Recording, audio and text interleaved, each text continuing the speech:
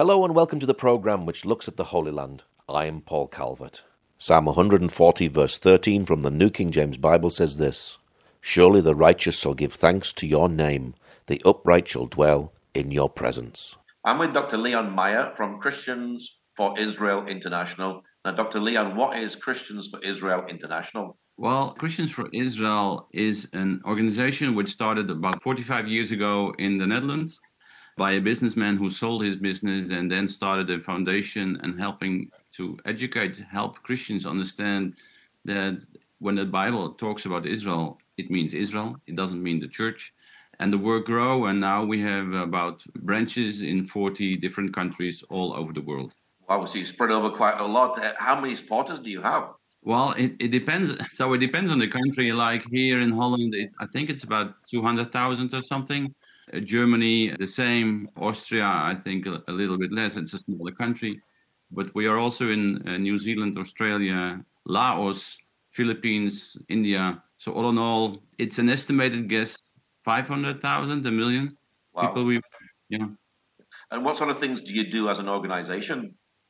Well, so we started with helping Christians understand when they read the Bible, and it talks a lot about Israel. So wait a minute, what does this Israel mean? So we organize conferences. We have speakers who helps people understand theologically, biblically. So that's one of the things. We distribute books about the subject, about misconceptions about Israel.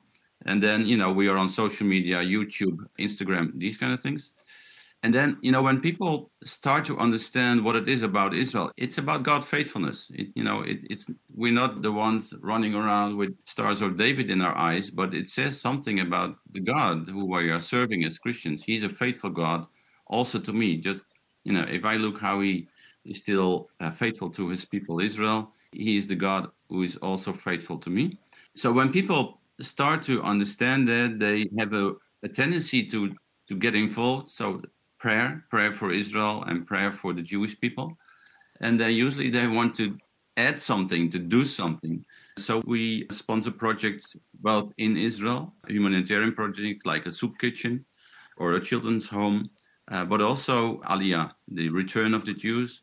We have someone working full-time in Ukraine, helping Jewish people to go when they have all the documents ready to move back to the land of their ancestors, to move back to Israel. So these kind of things we also support. Is there a lot of ignorance in the church at the moment when it comes to Israel? It's a bit sad. It's like the ignorance is growing. Yes, there is an ignorance. And we also have sometimes a difficulty that when people hear the name Christians for Israel, I always have to explain our name is not Christians for Netanyahu. Yeah. Our name is not Christians for the government of Israel. No, when there are new elections in Israel, there is a new government, we are still Christians for Israel. So our sympathy or support of Israel is not based on political decisions, it's based on the Bible. And sometimes churches have a difficulty dividing the two. So when we come in and they say, well, be careful because, people might have different opinions about Israel. Yes, we might have different opinions about the decisions of an Israeli government. But if we go back to the Bible and see that God made a covenant with Abraham, continuing until this day, he brought his people back, the prophecies, he brought them back to the land of Israel. That is what we try to teach. And yes, there is sometimes, both there is ignorance and there is an hesitation or a fear among pastors to have this polarization in your church. Now, you're bringing biblical understanding in the church. Is there a big battle with replacement theology? Yes, there is a big battle with replacement theology. That's one thing. We are Israel, or the church has become Israel. There's another replacement theology which says all prophecies have been fulfilled in Jesus. Well, there is a prophecy about that the people of Israel will return from the land of the north and the land of the south. And we see it happening before our eyes. So, to my opinion, that was not fulfilled in Jesus. That was a specific prophecy for a specific people.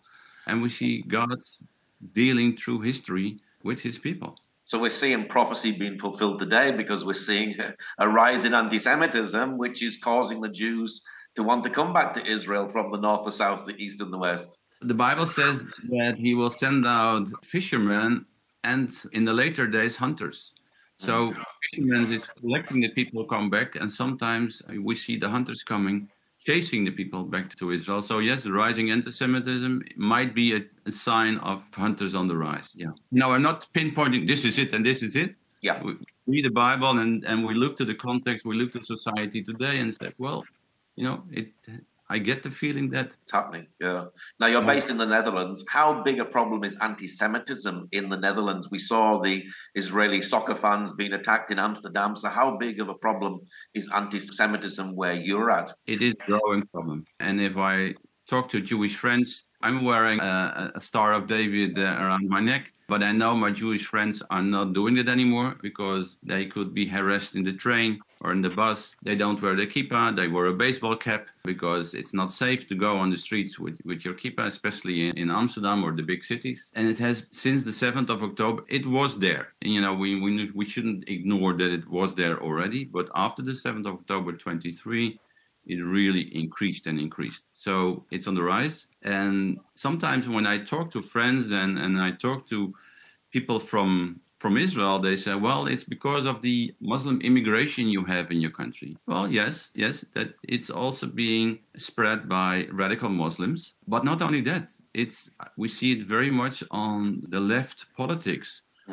Extinction Rebellion. They are demonstrating outside of a building almost every week because they don't agree with us and they think we should disappear. So, and then we are Christians. So it's both. It's both the left politics plus the Muslim immigration. So are you actually seeing things for you as well? Has your offices and things been attacked because of the situation? What's happened to you? Yeah, our office has been vandalized, spray painted the last 2 years several times. And, they put the posters on our windows saying Christians for genocide and these kind of things. Spray painted. We have regular demonstrations outside. So the police told us that, we can't all the time protect you. So you have to erase a fence around your building. And so we did. We have now a 3-meter high electric fence around the building. And because of the fence, the bomb attack didn't go as planned, what we think. They couldn't get close to the building, so the bomb exploded at the fence, which had some minimal damage. It's an open fence, you can't get through it, but the blast could get through it. The police said if the bomb had gone off at your entrance, all the windows would have been shattered and a fire would have been broken out in your building. So at first I thought, shouldn't we downplay? Is it not just, some teenager who threw some fireworks? No, it's much more than that. The explosion was heard 10 kilometers away. So, yeah. So this is the latest. But because of the fence, we have been lucky and being protected. But that bomb actually killed someone, and have they actually caught anybody for this? Do they know who it was? No, we have cameras, so we see, we have a great description. Black clothes, hoodie, fat bike. So, but it comes in a pattern. The attack was claimed by this Iranian-backed organization who did the same at the synagogue in Rotterdam, at the Jewish school in Amsterdam, and now at our place. And also, the timing, Good Friday, Easter, for Christians, it has a symbolic meaning also that at those days, you plan to attack us. Does this make you even more determined to stand with the nation of Israel because you're getting the attacks in the same way that Israel gets attacked all the time? True. We won't be intimidated, and we are determined to go on. We got a lot of messages out of Israel from friends saying, "Oh, we stand with you," and we thought, it feels so embarrassing. They are hiding 10 times a day in a bomb shelter from the bombs from Iran, and then they feel sorry for us. So, it's not nice, and we have to be careful in what we do, but it's nothing compared to what the people in Israel are experiencing.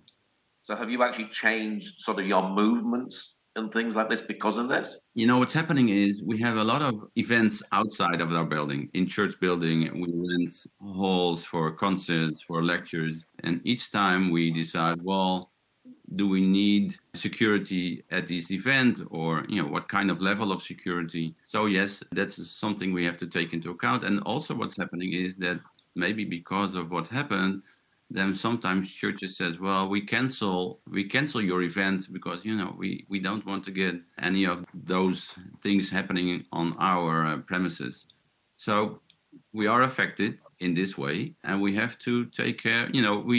We we gather people. So we have to be wise and security-wise. We don't want anyone to get harmed by people who are doing this. So we are on the alert. Does it feel like a spiritual battle when you're fighting these things? It is a spiritual battle because we know it's not against us as a person. It's because something we believe in and we express.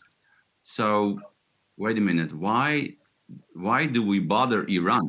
Why do we bother people who think that we should not believe in the Bible or in the words of the Bible? So the attack is against our beliefs. So it is a spiritual battle. Does it feel like there's a lot of hypocrisy at the moment? Because, people are attacking you because you support Israel, but, if you're supporting Iran or anything like that, you probably wouldn't get touched. It's a little bit mind-blowing how fast this whole movement of supporting Gaza, we have the LH community supporting Gaza. And we all know that if you are gay in Gaza, you'll be killed. So wait a minute, who are you supporting and why are you supporting? Suffering people wherever they are, Palestinians, Israeli, is a horrible thing. And our sympathy should go out to people who are suffering. But we do have freedom of expression and we do have freedom of thought. So please, in a democracy, let's talk instead of demonstrate against each other and start listening to one another. You do support Aliyah, so is this maybe a time for Jews to actually leave Europe and start coming home? Well, true. And I know that one of my Jewish friends said every Friday at the Sabbath dinner in every Jewish home in Holland, the discussion is not if we will go to Israel, but when we will go to Israel. But then he said something a bit scary to me. He said, well, I have a country I can go to. You don't. And then the feeling comes, I can be quiet, but do I want to live in a country which is heading towards a state where I can't express my opinion anymore? So I think we need to stand up. So all those who believe in the Bible, who believe in the Word of God, and who see this as a spiritual battle, should not be quiet anymore, because we still have a chance to speak out. Does this feel really shocking to you because of what you've actually been through in the past? Nazis came in and overtook Holland. You saw people like Anne Frank and all of these sort of things. So there's a history of what happened with Nazism. Do you think it's actually getting as bad as that today? And does it shock you that maybe we haven't actually learned anything? It is shocking. It is shocking in the way that I often thought, how could the people be led so astray as they did in Nazi Germany? But looking around Holland at this moment, looking at all the media, in Nazi Germany, they had propaganda. And everyone got a radio, and they filled the minds of the people with propaganda the way they needed to think. If I turn on the Dutch TV nowadays, I think it gives me a kind of the goosebumps. Am I back in the 30s again? Am I listening to propaganda? It's like a one-sided narrative being fed through the media. So it's a bit scary because it does remind, if you read the history books, this is what happened in Nazi Germany. This is how they grew, and this is how a whole people started to believe that the Jews should have been the scapegoat for everything.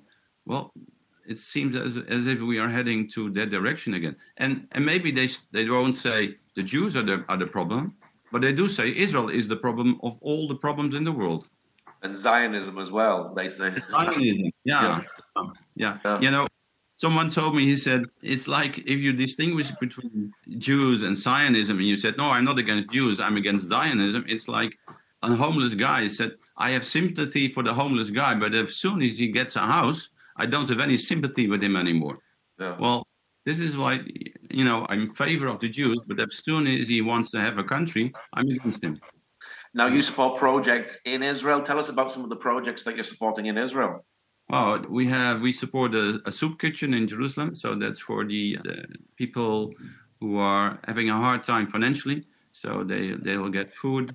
There is the Jaffa project in Tel Aviv, where they help young people who live in poverty, or the parents can't afford education or sports. So we support that. We You can make Aliyah. When you make Aliyah, for example, out of the Ukraine, you come into Israel, but then the next phase is integrating, finding a job.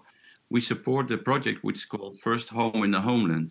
The people can live on a kibbutz for a year, usually families with children, so the children can go to school, the parents can learn, and they can slowly start to integrate and find a job. This whole program is funded by us. And you also help disability, and do you help Holocaust survivors as well? Yes, we help Holocaust survivors. And I think especially our German branch, which, because of their history, makes sense. They are very much funding this project, cafes for Holocaust survivors who come together, who get care and comfort. And also, when they need medical care, those are being sponsored. Why do you support Israel personally? I think it's a very good question. It's a very good question. I think when I started reading the Bible and I started seeing that all the promises for Israel is a plan of God, that Jesus was not just God in a man who came to earth, but he came out of a Jewish nation. God had a plan how to save us, and he saved us through a Jewish nation which delivered us a Jewish Messiah. And it enriched my faith so much to look at the Seder table with Pesach and to know that Jesus used a Jewish meal to institute the supper using Jewish symbols. So when I start reading it and then start understanding it, how Jewish tradition formed my Christian belief, it enriched my faith. And it sometimes sometimes God calls someone to go to Africa and to spread the gospel, and sometimes God tells you, I want you to get involved in Israel and to support my people. So I've lived in Israel for 8 years. I did my PhD at the Technion in the north of Israel. Came back to Holland and still find a way to deal and to support Israel. What is your prayer for Israel at this time? Always pray the peace of Jerusalem. The Bible tells me I need to pray for the peace of Jerusalem, but I pray for comfort for the people. After 2.5 years in a war, people are tired. We see every day soldiers are still being killed, young people. I have children in that age myself. It's devastating for a parent when you lose a child. So I pray for comfort and rest. And I do hope that years will be coming when the nation of Israel will experience much more rest at its border and peace with its neighbors. Well, Dr. Leon, thank you very much for sharing today. You're welcome. Thank you for having me. Thank you for joining us today. Pray that God will move by his mighty power in the Holy Land and bring his peace.